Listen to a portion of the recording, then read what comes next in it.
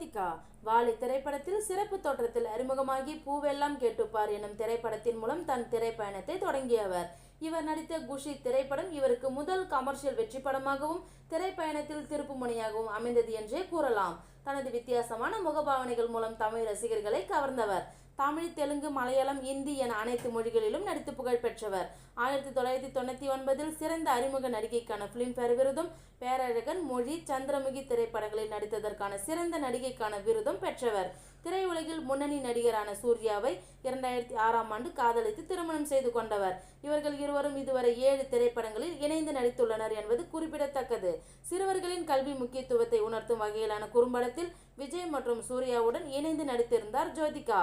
இவர் 2005ஆம் ஆண்டின் நம்பர் 1 நடிகையாக இருந்தபோது கலைமாமணி விருதும் வழங்கப்பட்டது.